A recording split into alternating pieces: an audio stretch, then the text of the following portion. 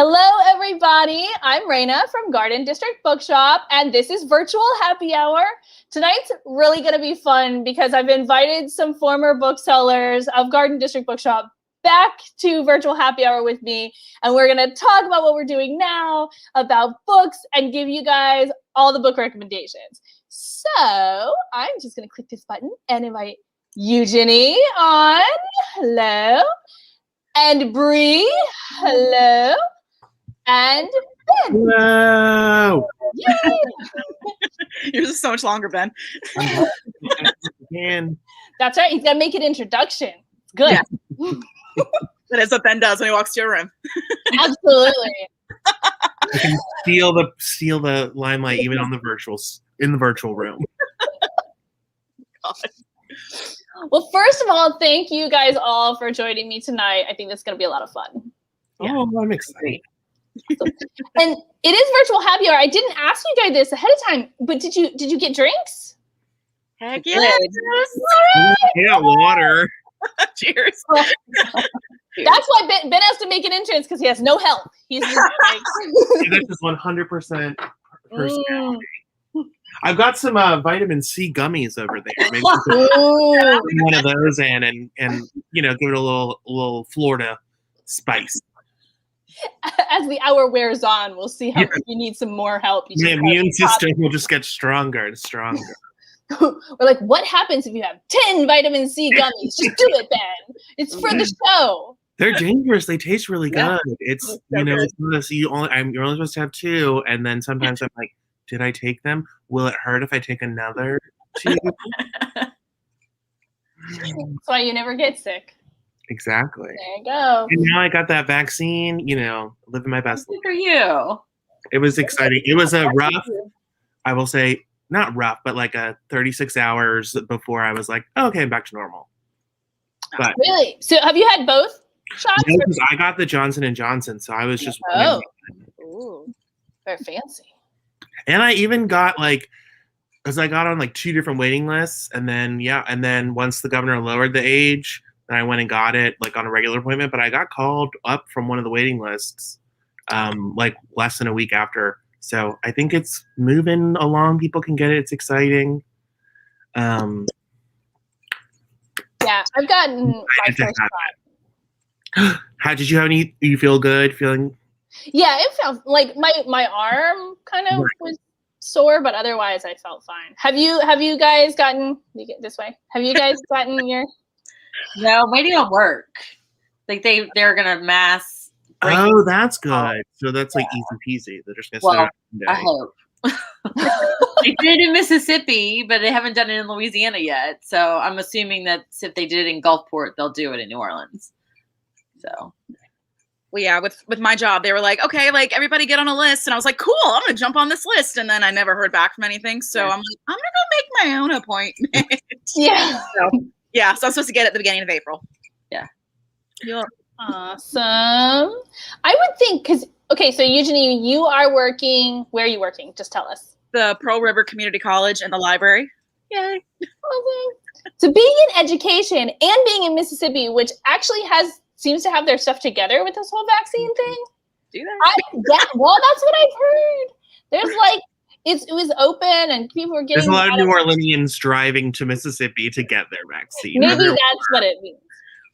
Well, I tried to get it in Louisiana, and it was all these things that I did not equal up to. I guess it's you have to be a certain age. You have to live with someone who might be immunocompromised. It's all this other stuff, and I was just like, I don't fit any of that. And Mississippi's like, nope, just come get it. So I'm like, okay, I guess I'll just go to Mississippi. Yeah, see, that's what I've heard. So yeah. I'm glad that's working out. Exciting. And then soon you'll be back in the bookstore, hosting lots of author events inside. We're getting there. Yeah. It's been over a year because do you remember Bree sent me a photo from when Amy came to the bookstore? Yeah. And it was a Sunday, and I remember that day so vividly, and it feels like 15 years ago, and it was just a year ago now that Raina and I were rushing around trying to set up this signing, and get all the information about the author so we could properly introduce her and selling books. And I've still got my copy somewhere, actually. Yeah, one's sitting, maybe it's back here somewhere. Beautiful, beautiful book. But yeah, no, so it's just why I think that might have been the last one. It was either Secret History of New Orleans. One of those, I think, was like last in-person signings we had. I think it was The Secret History of New Orleans. Yeah. And I really remember like St. Patrick's Day as being the turning point, because that was the first really big like city event that was right. People got in trouble. The bar got in trouble, and everyone was kind of like, "Oh, what's happening?" Because they had their own St. Patrick's Day when they weren't supposed to. Exactly. Right, and here we are a year later. Yeah. And this year didn't even consider a St. Patrick's Day thing. Like, was not leaving the house. I don't know what you guys are talking about. You know what I mean? Yeah. I babysat my nephews. Exactly. Did you wear green? I didn't, and my sister-in-law definitely did. I specifically was like, oh, I need to wear a green shirt today, because I was like, someone's gonna see me and try to pinch me. No, they better stay away from you. you. Gonna touch me. Yeah. Right? It's like, even though I'm vaccinated, it's like, I don't need that. I don't need that energy. Yeah, but my mom's maiden name is O'Brien, so I definitely have Irish already in me. Do I have to wear green to signify the fact that I already am Irish? Yeah. You could have just like taken a leaf or something and put it behind your shirt. Or even a quick little crown of laurels. For you. I have done that in the past, like left the house with nothing green and just look for anything, like anything in my car, anything I can find that's green that I can be like, yeah, no, right here. What are you talking about? But yeah, like in high school, I think I would put the green pen in my like shirt collar, be like, look. Because you would have a green pin just lying around. Oh, of course, because you had to have different. You only had black or blue. That's so boring. Now I got green, purple. I got what's that maroon color one? That's very pretty. And two, it's easier for your notes if you have all the different colors and you know like what different thing we're studying. No, that might be why you are way smarter than I am, because my notes were one color. I got in trouble for writing in my like driver's book by the teachers because I had two different colors. Yeah, but my mom's maiden name is O'Brien, so I definitely have Irish Okay. Here. Okay. Yeah. So for a second, I pushed the wrong tab, I was and we were playing in the background like 20 seconds ago. Yeah, I was like, yeah. That's what that was. Sorry about that. Is there a reader? Yeah, we're good. So everyone who's watching, we would love to give you book recommendations. So tell us something you like to read. Tell us something you didn't like to read. If you know somebody, you got a friend, a relative, a son, a daughter, let us know a little bit about them and we will give you a book recommendation. If you like a TV show and you want to read a book like that TV show or movie, let us know what it is. We'll give you a book recommendation based on that. Whatever you got, throw it out. Oh, I love that. By the way, I've been loving on the bookstore's Instagram how people have been sending in things that they like and you've been recommending books. I've very much enjoyed that. Yep. That has been so much fun. I will give you a heads up for this Sunday. We already know what question we're going to ask. So we're going to ask what your favorite actor or actress is, and we're going to cast them in a book. Oh, I love that idea. Yeah. Yes. That's going to be fun. And also, I know there's going to be somebody who like types in an actor, like I have no idea who this person is and no idea, what they do. There's always like one. Raina is one of the most film literate people I've ever met in my life. And I used to come home every day from the bookstore with a list of movies that Raina would be like, you haven't seen this movie? And I'd be like, no. And she's like, every day I think I got 3 new movie recommendations from Raina of things that I'd never seen. And before I met Raina, I thought I had seen a lot of movies. And I was so wrong. I never really thought of myself as a movie buff, but you're right. I'd be like, you haven't seen that? That's obviously you need to watch that movie. No, I've got like slips of paper still like on my desk and in back Notes I've bag written and you. like in stuffed in books that I would like bring home from the store. I'd be like, yeah, Brandon would be like this one, this one, this one. And I've even got I as you can see right now, like I've got Dave, I've got I forget what it's So called, good. and I bought that other one that you told me about, the this Nicolas Cage is like the Secret Service agent for the former first lady, and she's like old and grumpy. Yes. I've seen this. Guarding Tess. Guarding Tess, yes, I've got that. Like, so there's a lot of I've definitely added to my collection because of Raina's suggestions. But All right, well, I'm gonna parlay that into my first book that I have in my stack. Okay. Because I was super excited when this came into the bookstore. Brat, an 80s story by Andrew McCarthy. Oh. Do you know who Andrew McCarthy is, Ben? I do. He looks very. I know that name. Give me something that he was in. Okay, so I'll tell you. Yeah, I'll tell you the stuff he's really famous for, like Pretty in Pink, Less Than Zero. Yeah. Okay, I've seen. I love Less Than Zero. Wait, was he on Gilmore Girls? No.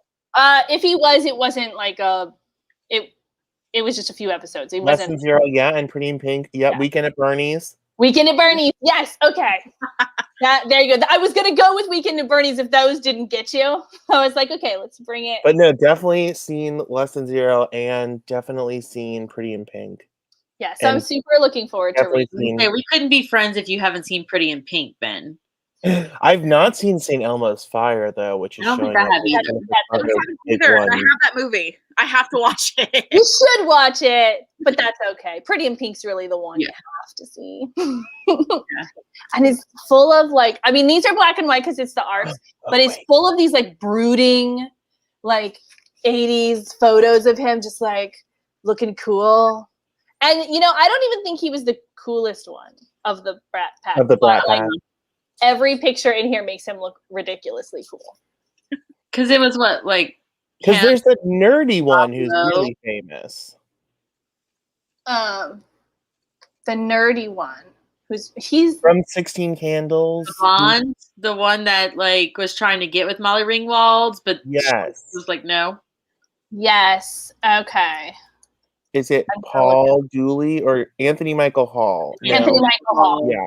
He's the like kind of famous one in my mind of like the Brat that sticks out as like Brat Pack. Really? Because it was like Tom Cruise, Rob Lowe. Tom Cruise counts as the Brat Pack? Yeah, they all like hung out together. Yes. So. And then Demi Moore was in there. Yeah. Are you sure you're not mixing up that other thing that's like Leonardo DiCaprio's inappropriately named Click? No. After that. They all came up at the same time. Okay, so this is the core members: Emilio Estevez, Rob Lowe, Anthony Michael Hall, Andrew McCarthy, Demi Moore, Jude Nelson, Molly Ringwald, and Ali Sheedy. Okay, so it's all the Breakfast Club people. Basically. Breakfast Club is good. I remember that. It's basically the Breakfast Club. Yeah. Did you say Robert Downey Jr.? Do you count him as a Brat Pack? He's not. Wikipedia does not count him as a core member. Oh, he's a fringe member. So he and Tom Cruise hung out together, and then everybody else. Right? Yeah, evidently. But weirdly for me, it's always like Molly Ringwald is like the center fixture of the Brat Pack in my mind, because I always think of her as like she's always the protagonist in most of those movies. Didn't she write a book like translated from French? Yes, she translated a book like the last year or so. But she has a couple of books. They're short stories, and I actually really like them. I can't remember what they're called. Like the last one I read. Oh yeah, When It Happens to You, a novel in stories. That was 2012. She translated Lie With Me by Felipe Besson. Oh, do you guys know? If you saw the cover, you'd know what I'm talking about. Oh wow, that's impressive though. I didn't know she spoke fluent French. No, she like masters in French, I think. She lived in Paris for several years, I think. Yeah, When It Happens to You, that's the first one of hers that she wrote that I read, and I really liked that. Okay. But getting the pretty back, friendship, family, and finding the perfect lipstick, that's her too. And that was good as well. I liked that. Interesting. Okay, so this is is this his like autobiography, or is this someone writing about Andrew McCarthy? No, this is him. Yeah, this is his autobiography. He wrote it. He wrote some fiction books too. I didn't love them. Hey, not everyone can be Tom Sorry, Hanks. Andrew. No, but I do love, he's written and directed some like episodes of TV shows and stuff, and I really liked those. He did one, directed an episode of Blacklist. Have you guys watched the Blacklist? Oh, I do know about the Blacklist. And he, James Spader was part of the Brat Pack, and he was in Less Than Zero, James Spader. Oh. Yeah. And James Spader's the main character in The Blacklist. And so when I saw Andrew McCarthy's name come up, I was like, oh, what? I'm super excited to watch this episode. And there were so many. If you knew like 80s movies and you knew that they were friends, there were so many little like Easter eggs in that one episode. Is great. So here's something for everyone. If you are into the Brat Pack or into those 80s movies, go and watch the episode of The Blacklist that Andrew McCarthy directs, because it's worth, even if you don't know much about The Blacklist, that episode alone is just like a fan service to like 80s kids. It's great. Also, I think there's a literary Brat Pack. Mm-hmm. If I'm remembering this correctly, which is Bret Easton Ellis, Donna Tartt, and one other person. And they all went to that Bennington Writing School in New England. And I'm trying to remember, but I think they do call it like the literary Brat Pack too, because it was like same kind of time period when all of this stuff was happening. That makes sense. Are y'all gonna watch the Soleil Moon Frye documentary with, I think it's what Matt, not Damon, Matt, Yeah. or Brian Austin Green and like Balzer Giddy? I have not watched it yet, but yes, I want to watch it. I haven't even heard of that. It's It's like new. Kid 90 is the name of the documentary. She like, used to have a camera all the time, and so she filmed everything. And like her best friends were Brian Austin Green and Balzer Giddy and like all of that little crew. And, yeah. Cool. I'm down. Also, I think Macaulay Culkin is like making a comeback now. Is he? Somehow into acting. I think he's maybe on the new American Horror Story. Oh, is he? Yeah, or American Crime Story. One of those, because I saw a photo on set and I was like, I thought he gave up acting. Did he ever officially give up acting? Or No. he just didn't act for a bit? Was he like off Broadway, or am I thinking of a different guy? I don't know. He might have done some Broadway or some theater. You might be thinking of Shia LaBeouf. No. No. Okay. Okay, I think he is. Yeah, he's going to be in American Horror Story in the 10th season. Oh, wow. Wow. Okay. Has anyone seen any of the more recent seasons of American Horror Story? No. None. Zero. The last one I watched was Freak Show, and I couldn't even finish it because it was too scary. It was too scary. It was freaky. It was dark and freaky. And I got like 8 episodes in, and I was like, nope, I don't need a killer clown. Thank you.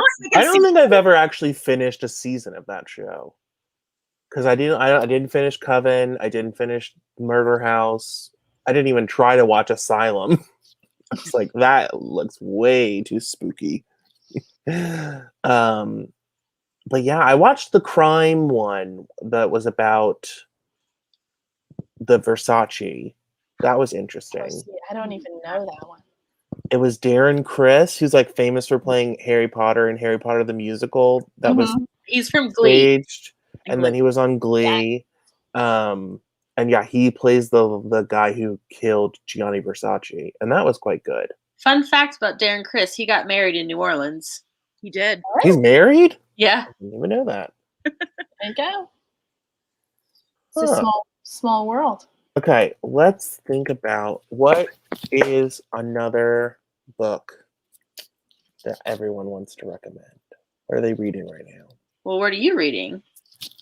Okay, so what I'm reading right now is an old book called Fire from Heaven by Mary Renault. I mean, is it a tome like Middlemarch? It's not quite on the level of Middlemarch, but it is 400 pages long. Okay. But it's about Alexander the Great's childhood. It's an older book from like the 70s, but it's very good. It's very well written. I'm trying to see when it first came out. 1969. All right. But it's very well written. There's a trilogy of books, and so the first two books are about Alexander's life, and the last book is about the breakup of the empire and the fight over everything he had conquered from his various heirs and generals and things like that. But if you liked Circe by Madeline Miller or Song of Achilles by Madeline Miller, I think you would enjoy this book. You didn't like Circe, did you, Brie? Tell me the title again, Ben. It's called Fire from Heaven. Thank you. Sorry about that. Wait, Eugenie, are you drinking green beer?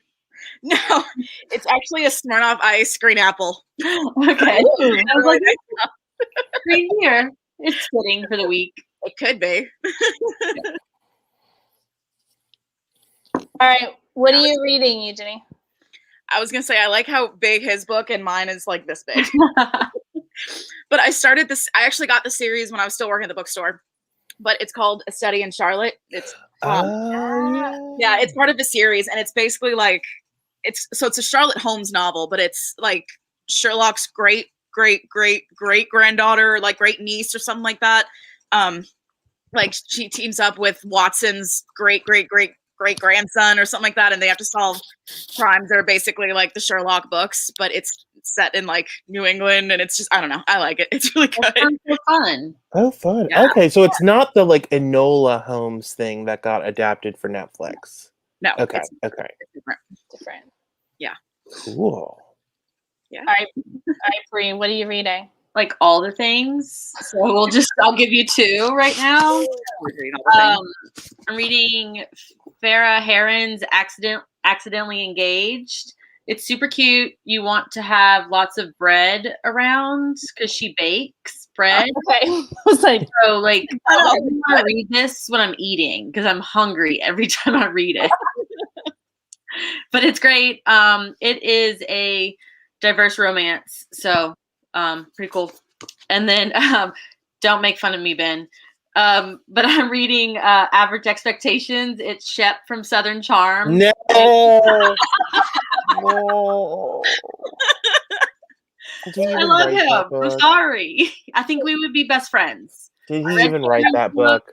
Who did he read- pay to write that book? And you have something against Southern Charm? No, I enjoyed the show. I just doubt his ability to write a whole memoir. Oh. Well, I mean, look, if someone ghost wrote it for him, good for him. But Hey, you gotta get the money. But is it good? Is it I interesting? mean, I'm like chapter 1, so like Did you read Cameron's book or Patricia's and book? listen, Cam's book was real and honest, but most of it wasn't for me because it was more for a mommy or people who want to have kids. Okay. Because like majority of it dealt with her pregnancy and like wanting or not wanting to become pregnant. And I'm in it for the juice and not for the kids. So listen, great book. I actually listened to that one on Libro. Oh, nice. Okay. And so I think Shep's will be juicier. I could be wrong. I don't know. But yeah, that's my two I'm reading right now. And I knew you would make fun of me. No, you'll have to tell me. You can lend it to me if it's good. I will. Raina, do you miss the banter between Bree and Ben on a Sunday? So much. So much. Oh lordy, my favorite boomer. Oh my gosh. I forgot about that. Oh my goodness. Yeah. I do love your display, Brie. Are those the shelves that broke and had to get put back together? They look good. You'd never know. My boyfriend and his dad built me these shelves in their office, and one side just took a turn for the worse. It was so sad when I saw the picture on Brie's Instagram of like all of her books on the ground. That is my most liked picture ever. It's like no, people rejoicing in your pain. The world is cruel. The world is cruel. I'm okay. The cruelness got me followers. Yeah, if you're not, follow Brie on Instagram at Sweet Honey and Brie for daily bookstagram beautifulness. That's right. And Terrible. recommendations. And she's one of the most diverse readers I've ever met. Is the most diverse reader I'll ever met. I will just put it out there. There you go. Because she reads across all genres and age groups, and I mean, I've even seen her buy a cookbook. So I may not cook, but I will buy you your cookbook. indeed. So definitely go check out Sweet Honey and Brie. Thanks, Ben. For sure. My That's for pleasure. the boomer comment. Right? You had to make up for it, you know. Yeah. So what are you doing, Ben? You're working at the library. What are you doing? I am working on the North Shore in Madisonville for Acadian Home Fashions, and we do all sorts of custom draperies and linens and reupholstery work. And so I go into people's houses and I measure their windows, and we get them very expensive curtains and blinds made just to fit that are beautiful.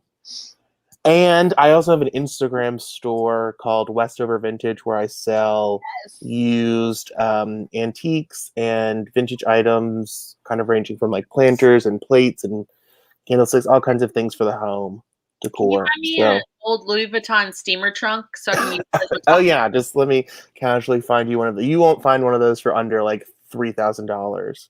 Yeah, no. Because I've seen them at auction before, and they always start out like $600. I'm like, oh yeah, okay, I'll get that. And then nope, they always sell for over $3,000 at least. And even those are even like bad conditions ones. Those are like ones that someone did send all around the world, and you can tell. But they're very cool decor pieces for sure. Yeah. Are you going on a trip? Are you? No. You're gonna on the Titanic. You're gonna. No, steamer trunk is so cool. Do you think away luggage will be in 100 years what Louis Vuitton steamer trunks are now? No, but I do have it away. Hey, I have to go grab a plug. My computer decides it wants to die. Oh no. Right.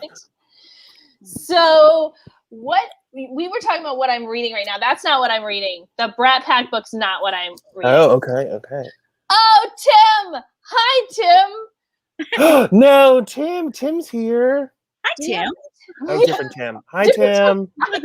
Sorry, I thought you were other Tim. Thank you for dropping in, Tim. I used to work with Tim at Barnes & Noble in Fort Myers, like, wow, 17 years ago? You were or working something? when you were 2 years old? Yeah, it was like a tough life, Ben. You gotta get in there, get your hands dirty. She's making that money.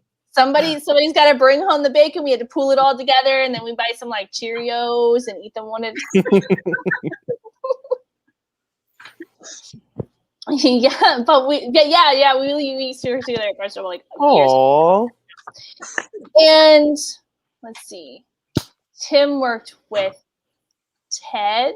I'm pretty sure you guys know Ted, who works at Square Books now, but used to work at Garden District Bookshop. Yes, it was a tough thing. Yeah, he can vouch for that. Like, it was a tough life. Tim and I had to get back there. You can never put the books on the top shelves. You know, we just did what we could, and people were understanding. I think that's why, like, you know, all the Barnes & Noble crew and the Booksellers crew, we all get along because, like, I'm really short, only 3 years old, and I just do what I can. Gotta get that check, though. Oh, I love it. Okay, so what are you reading now? Okay, what I'm reading now, I'm still in the middle of the book club book, but I've mentioned that like the last. Okay, yeah, I've been seeing that on your Instagram. Yeah, because I'm still. Who's got a new book out that I just bought at Garden District Books? Yes, have you started reading it yet? First edition. No, I'm gonna start very soon. I'm gonna probably put a pause on Alexander the Great to get into this because I'm so excited about it. I heard a great interview. Yeah, I'm like Brie, but I'll read like 5 books at a time. No, I just was like, it's bro-darted as well. Like, wow. Oh yeah, it's a signed first edition by the Nobel laureate. Of course, I bro-darted it. Pardon me. This book is already worth more than I paid for it. Nice. Guess you should up the price in the bookstore. Oh, oops. No, well, I mean, yeah, you can do it now that I've already bought mine. Right, yeah. If I hadn't bought mine yet, I would. Yeah, no, I'm really excited. I heard a great interview on NPR with him, and it sounds super interesting and like weirdly kind of perfect for quarantine times, like because the kids in the book don't go to school anymore; they just learn from their tablets. Oh wow! Yeah. How did he know? He saw the writing on the wall. Right. Yeah. He knew it was coming. He knew.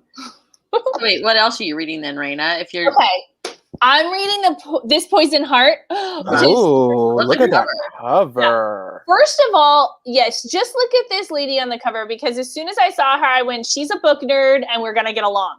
Like that's what I know about this book. Is she a superhero too? Like she kind of gives me those vibes. So she has some superpowers. Okay. Oh. Or some powers. She's not a superhero exactly, but she has some powers. And it's kind of it's a Black girl magic modern retelling of The Secret Garden. Oh, cool. Ooh, cool. I know. Because you never see, like, no one redoes The Secret Garden. No. You see, like, Cinderella's, you see, you know, these different ones, and you're like, okay. But this, so I'm not too far into it. I just got it the other day and just started it, but I'm Does it also start like the beginning of The Secret Garden where like everyone dies of cholera? no. That is the weirdest opening of a children's book like I think I've ever read. Is like she's just everyone in her parents, all of the people around her parents all die because they're in India during like the high point of British imperialism, and it's just like, yeah, they just found her under a table. It's like, what is going? This is a weird way Frances Hodgkins Burnett to start a children's book. Like everyone was dead, so she had to go live with her uncle in England. Okay. It's a great way. You're just trying to relate to the kids, right? Yeah, exactly. I guess everyone's entire family and like social circle was wiped out by cholera back then. Like, it's just Trail. It is truly wild. You're like, oh, okay. This is what we're doing. But Secret Garden, great. Little Princess, great. So I'm excited that someone finally did retell them. Yeah, this doesn't. You're right. They never really get that kind of credit. I feel like people forget that they're in the public domain and you can do what you want with them. Yep. Like The Great Gatsby, which apparently we're getting. One of the last arcs I took from the bookstore while I worked there is the Nick Carraway one. Yeah. Yeah. Which I haven't read yet, but I've got it over there. But yeah, apparently that we're getting an onslaught of Great Gatsby things in the next 2 years because it's in the public domain. So there's like a novel from Daisy's perspective. There's a graphic novel. I think there's going to be a Netflix show. Like, get excited. I hope you love Gatsby. The graphic novel already came out. They had the graphic novel and Nick just ready to go. Like they were ready. They were done. Oh yeah, the Nick things. Like, yeah, they definitely like as soon as they knew that like once January 1st, 2021 hit, they're like they could officially release it. Exactly. Release it. Exactly. Which I guess is like smart and like good planning on the author's part to like oh, this book is going to come up. I want to write this story, so all I have to do is wait. He could have written that book 9 years ago, and we wouldn't know. Yep. Don't know. All right. I keep trying to get the links off the side there. Oh yeah, because Gatsby time, Nick. Is there any other books that people are excited that are coming out soon? Maybe Yeah, all the books. Bree. What'd Yeah, you tell us, Bree. I got Enlighten us. I know you got a I got stack. 3. How's that? Oh, here we go. I got hand delivered Samantha Downing's new book. She only had 2 arcs, and she gave me 1. Yes. Your own book. Another one. The author hand delivered it to you? I had snacks with Wow. Samantha. It's snacks with Samantha. I did. No, but it's like on today's episode of Snacks with Samantha. We'll talk about. We went to the Chloe, and we had I had tea, and we shared some appetizers. So we had snacks. Oh, that's fun. But I felt really special because she gave me one of her 2 arcs, and I don't think she's getting any more. So Oh my goodness. You better read that book. I am. And then my favorite, I love Abby Jimenez. Life's Too Short. Oh, It's coming out April 6th, I think. Okay. April 6th or 13th. So this is the 3rd one in her series, The Friend Zone, Happy Ever After playlist, and then this one. Oh. And Do then you have to read them in order, or read all 3 of them, or you think? I think there's some major spoilers if you start second or third. Oh, okay. Okay. Because Like, they build off of each other. yeah, I mean, you're not going to cry in the first one. I think if you read the second one first. So, Gotcha. yeah. Mm. Good to know. you make appearances, though, so you do get to see some friends from your old books. And then my last... Did you ever... Oh, wait, sorry. Go ahead, go. I was going to ask you, did you ever read the Stephanie Perkins Anna and the French Kiss book that you bought when we were in Oh, it's Oxford? pretty. It's pretty, but you haven't read it yet? No, everybody's told me not to read that one. Keep that one to be pretty, and then read it. Oh, okay. Like, don't even open the book. Like, let it No. be this And I think display item. I didn't read those Jane books either. My Lady Jane, My Plain Jane, My Calamity. Oh, I okay. didn't read those. Because I remember just like when I read the Anne and the French Kiss book, apparently in like the subsequent books, the same sort of thing happens where like the characters from the first book are not the protagonists, but Yeah. they appear in the next book. So it like would spoil, if you read the other one, it would spoil what happened to the first one. I really don't think I've read any books I bought, and I bought a million when we went to Bree bought a lot of books. I bought like 10. She had bags. I think I bought 2 books, maybe even 1. Yeah, like I don't know if I bought honestly any books. Did I? I would kept buying like. Did I buy a book? I probably did. But I bought a book just like sideline. Oh, I bought a kid's book for my nephew. Yeah. Yeah, I bought the short story, Best American Short Stories of 2020. Yes. 2020. 2020. And then when we were in Jackson at Lemuria, I bought an autograph book that I already had the arc of that I gave to Bree because I'm such a good person. And then I got another arc. And then you got another arc. Yeah, but I gave up my arc so that Bree could read it. And I did read it. And then I can see another arc behind Bree that I also gave her. What did you give me? Rodham. You did, but that's It's not up, the arc. up. I bought this. You bought the hard book, and so she didn't give me my arc back, and she bought a second copy of the book. That's who we're dealing with, people. Do you want the arc back?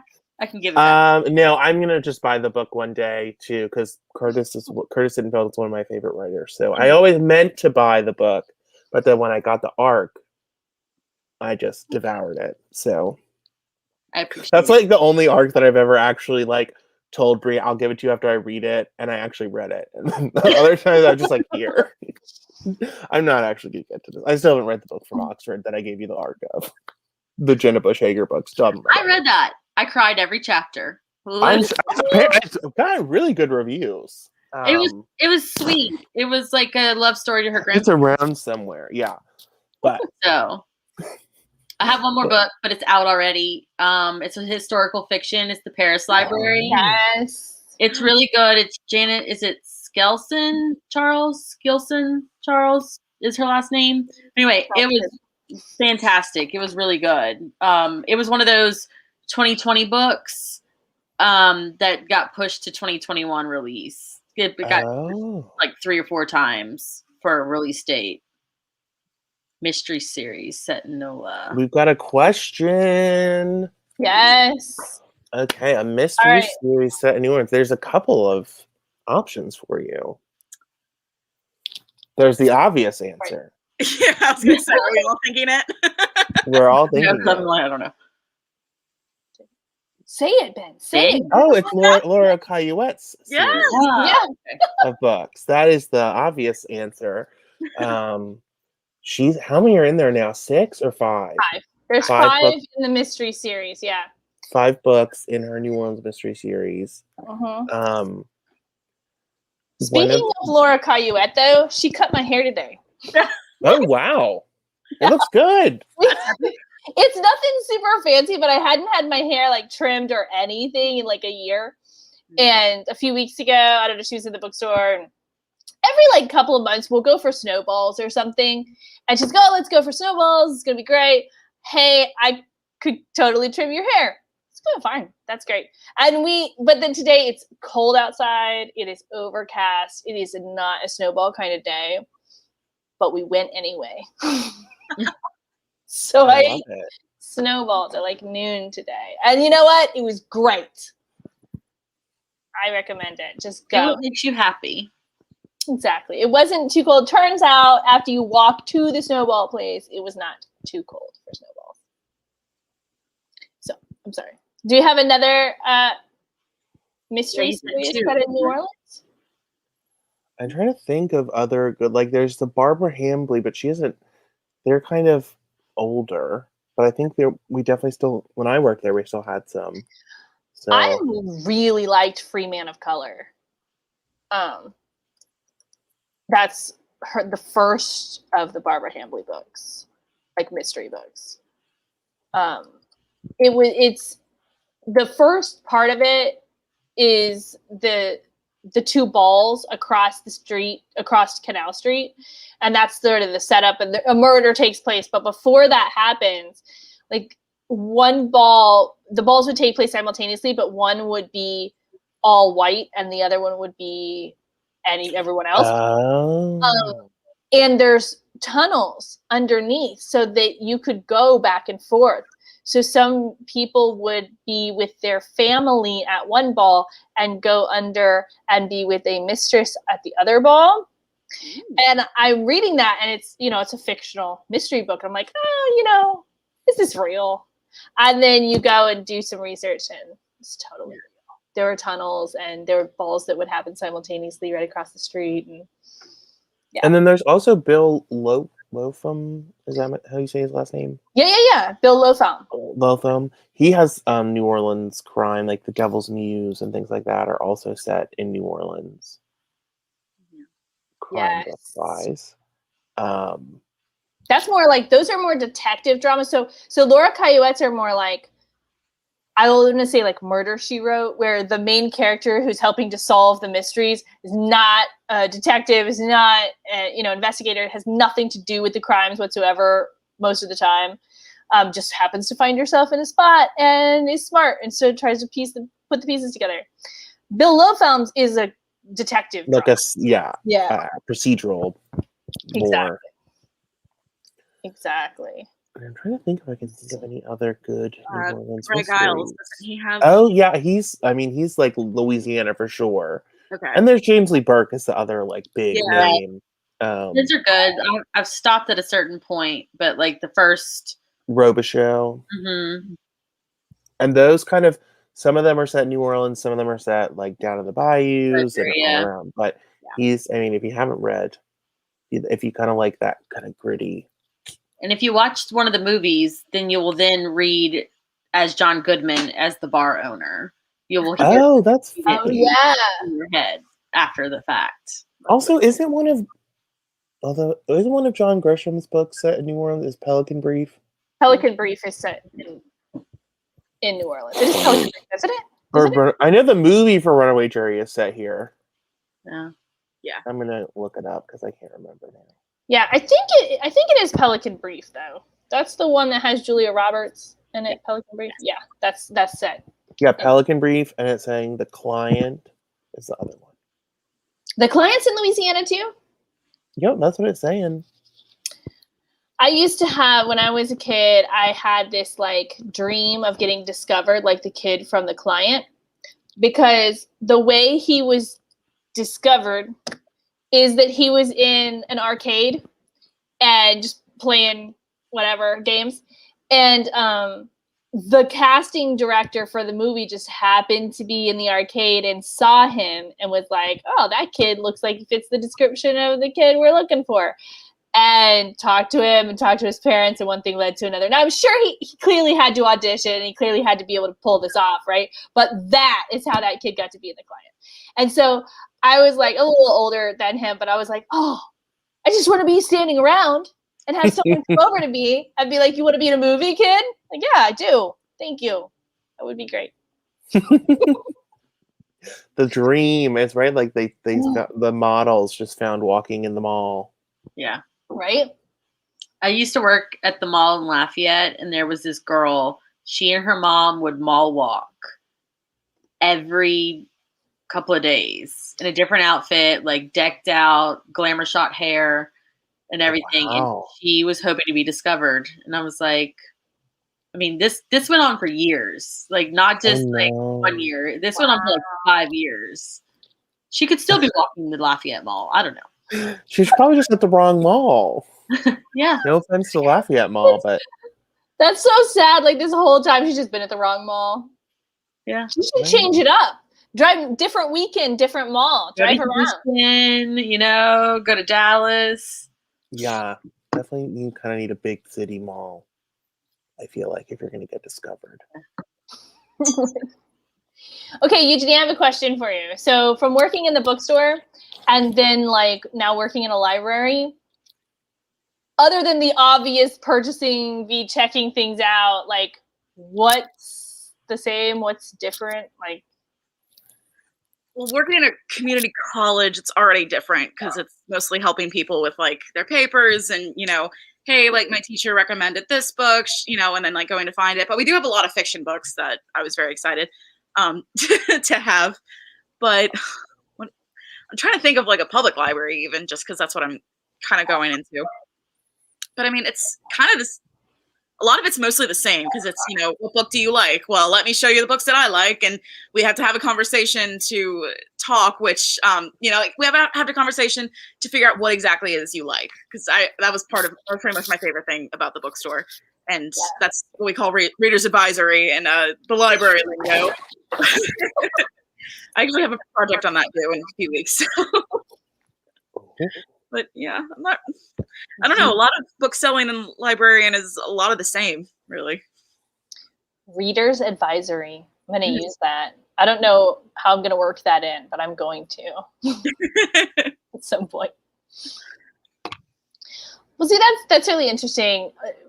At the library, like when I used to go into libraries, I haven't, obviously for COVID, but like I haven't really gone into a library and just sat there in a long time anyway. But I used to use the library, like I would check out like 15 books and then maybe in a couple of days turn back in 12 of those.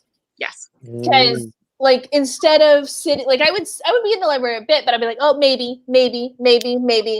Because, it's different than a bookstore. Bookstore, I have to like purchase all of these. In the library, like I can just take them home and really just like pour through them or leave them sit on my desk and then realize, no, I'm not going to read them, and turn them back in. So I don't know. At a community college, do you have like people do that type of thing as much? I don't know. A little bit, but a lot of the books I've been checking out are for school. So like we do have like textbooks and stuff that they can use in the library. They can't take out of the library. But then there's some books that are just like supplemental that they'll come in and, because they can still buy books in the actual bookstore, but it's, I don't know, when they come to the library, it's a lot easier because, yeah, you're right. Like you can come in and look at all these different types of books because Yeah. I don't know. Every time I go into a bookstore, I'm like, do I really need to buy any books? No. My wallet says no. Then you go to the library and you have like 25 books and you're just like, it doesn't matter because it's all free. Unless you're late. Yeah, but they're not as like strict on fines anymore, as if what I can tell at least, because I've had a few late books. My bad. They don't Even dock your paycheck. librarians do it. Well, for us though, if like they don't bring the book back, it's the cost of the book plus $50. So yeah, Ooh, we're a little more strict on that. But yeah, like a public library, I haven't seen any fines yet. But I don't know if that's like coming back or if that's just because of COVID. I'm not entirely sure. So you're like, here's my $350 textbook plus $50. So hand over the $400. wow. Pretty much. Yikes. Okay, so note to self. Don't Like, lose books from library. Don't take college out library. textbook. good to know. Bring it back when we tell you to. Like we have to outside that you have to come in and see us. It's fine. We understand. On spring break. But thing outside, we gotta go check it. The book drop. We can check it every night. I'll use those now. Oh yes, it's so fun. I really like. I feel like I have like all this power when I can like reach in there and like grab all the books out of there. It's almost like going like in the back when I worked at the bookstore and like having all like the arcs. I'm just like, oh yes, I have all this power. Yeah, I don't have it anymore. Exactly. Oh, you next time you're here for a while, come in. We will give you arcs. Yes. Like we're really so one of the things that is changing. So Eugenie, do you know we have new owners? I did hear that, yeah, because it came in on Britain's like it wasn't his last day. He was just like, yeah, it doesn't belong to me anymore. And I was like, Britain, what? Like, no, you just sent them lost. Yeah. So the new owners, instead of leaving lots of arcs in the back, we're really working to like give them to people who we know will give us feedback. Okay. So like you can, Ben, you too, like if you come in, next time you're there, like literally go in the back, take them. Okay. And just shoot us an email. Loved it, hated it, definitely order it, whatever whatever your feedback is. Cause like and they make a good point too, is that like if you the point is that the publisher sends us 10 books, we look at them and decide whether we order them or not. If we leave them sit back there, or we only read one, then it's only one that we got feedback on. So if you're willing to do it. Yeah, no, my stack is lonely. Oh my there. gosh, you're right. My arc stack is it needs some friends. I just got rid of so many arcs. My mom and I had to pool all of our books together, and it was mostly arcs that unfortunately got the brunt of it. And I was like, no, I might read these someday. Isn't that the case? You're like, I don't want to get rid of it because like I might read that book that I got 5 years ago. Yeah. Like maybe. Oh, the best thing is when you find, like, when at the bookstore we used to, like, when every 6 months I feel like we would clean out the arcs, and I found like an old box of arcs, and I was like, oh, I always meant to buy this book, and it's like a 3-year-old arc, and I was like, yeah, that's coming home. Speaking of, I took one the other day, and it's out. This recent one. I don't know why. It's All the Missing Girls, but this is what year? 2016. It was in your arc. Oh, I definitely read it. So like, I need to bring it back, or don't please don't. Little free library. Yes. Yeah, this is the book that I. Oh, yeah. This is the last one that I got, but it's an arc. So every time I see it in the book, I'm like, don't buy it. You have it. That is part of the problem too when you are in another bookstore, and it's hard enough to remember the books you have read that you have on your shelf, but then you've got all these arcs that you've barely like brought home and set on your stack, and then I have no idea. Do I own that? Do I not own that? Like, yeah, there's so much of that. And arcs. So I keep track of all the books I've read, but I don't really keep track of the books I own that I haven't read. You know what I mean? And I know, like, I've been using Storygraph now. Like, you guys might know Goodreads. but it's like Goodreads, but it's independently owned. Oh, good. So Amazon isn't just stealing everything and then selling it to ads to sell to you Don't they more give books. you like graphs? Like you can say, "Hey, I'm in the mood for something silly," and it'll pull up silly. Yeah, so okay, I like I'm gonna write this down. What's it called? Story Graph. Graph. Put a link to it, but yeah, it Okay, does. I'm gonna get that because I kind of hate Goodreads, honestly, and it always shames me when I don't meet my reading goal.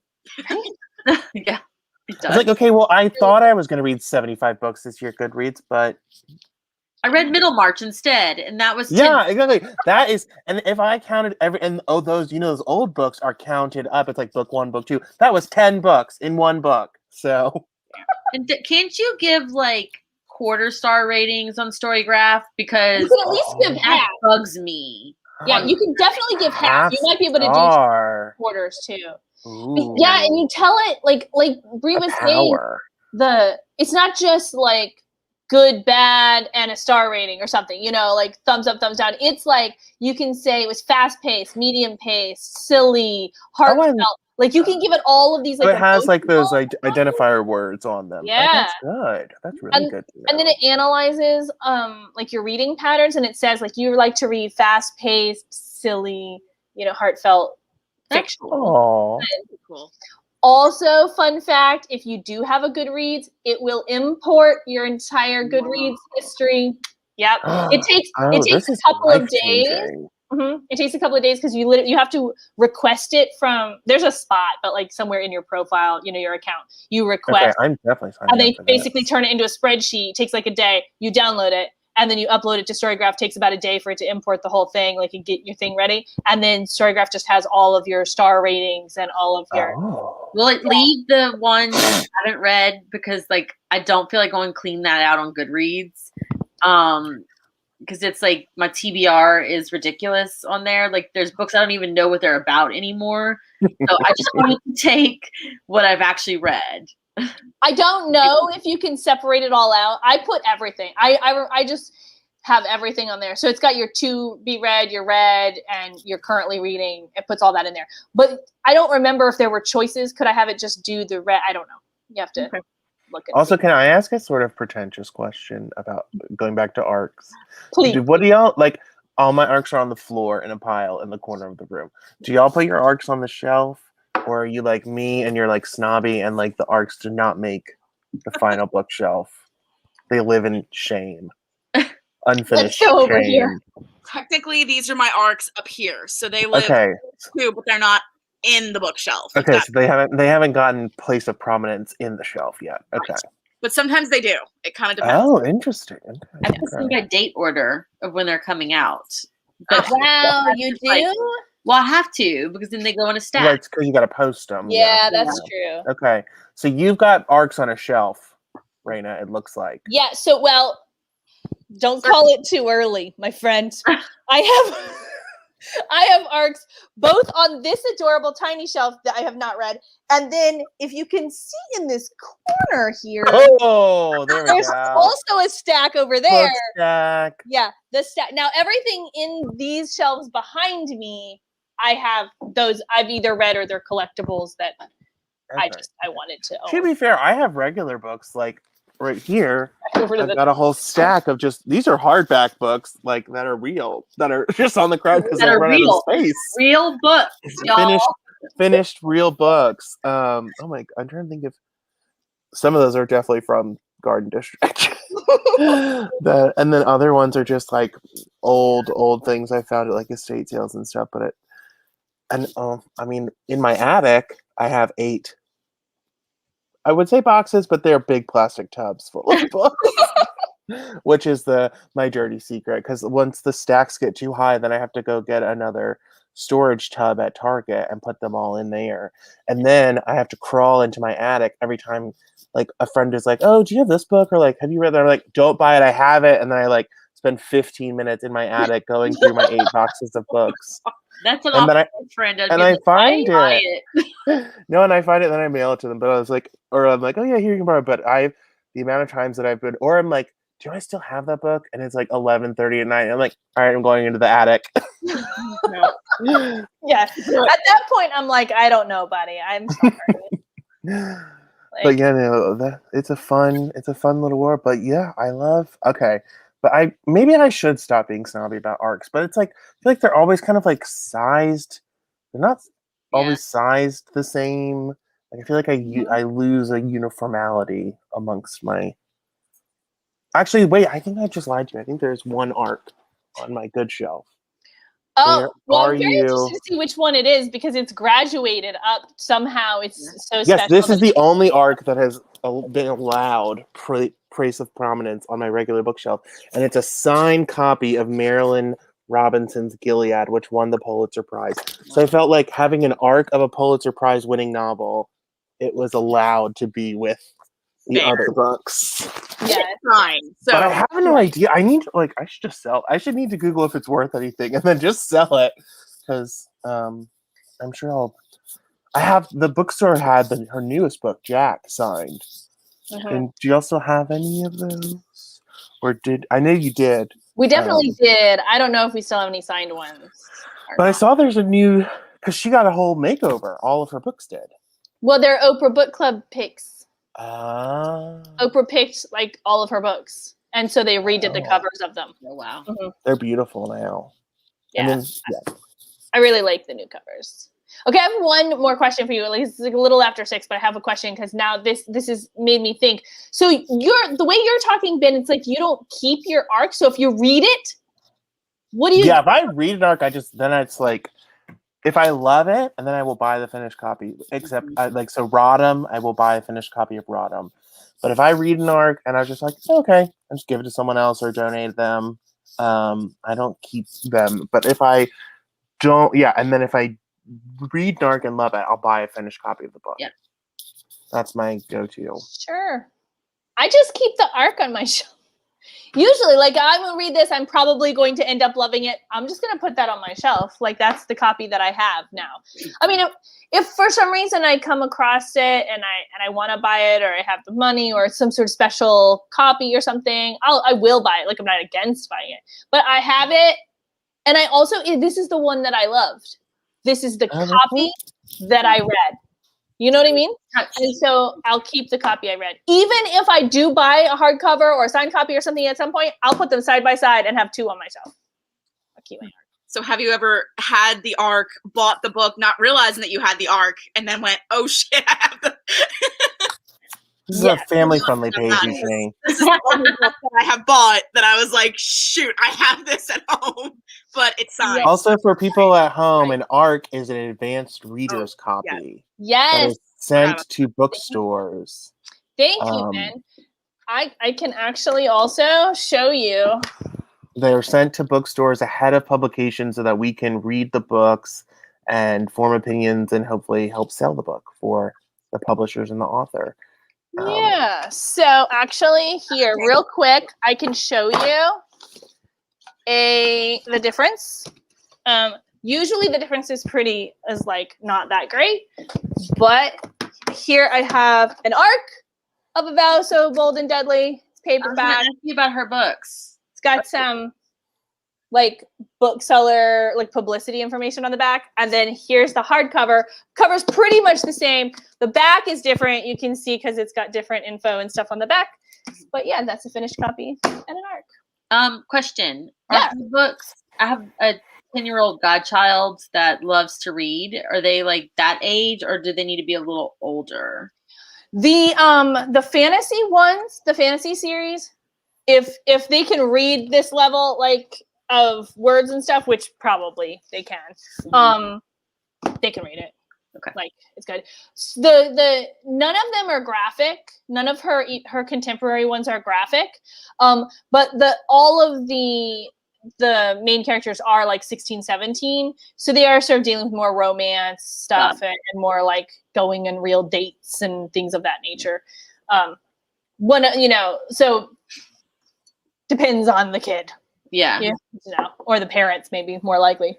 I mean, this is the one with the brother that started a fight club because they let him watch Fight Club. Well, he shouldn't read them. Maybe just yeah. So yeah, we'll see. Club. Right? Pretty ingenious of the kid, though. True. Yeah, that would be definitely one of those like parenting moments where you have to they have to get in trouble, but also secretly you're like, man, he put that whole thing together on his own. Like, how did he get those things? How did he convince them? Yeah, like you're secretly sort of like impressed, but you can't be impressed in front of him. You're like, what are you doing? No TV for a week. No TV for the rest of your life. Right. I don't know. Well, you guys, we made it past 6. And I feel like we could probably just keep going. And I love that about you guys. Oh, yeah, thank you for having me. It was so much fun. Yes, thank you all for joining me. And thank you guys for watching. I know you've been watching even though you haven't been posting comments. I can see you. But thanks to everybody who posted comments and everybody who was watching. And Eugenie, Ben, Bree, thank you so much for joining me. My pleasure. Good night. Good night.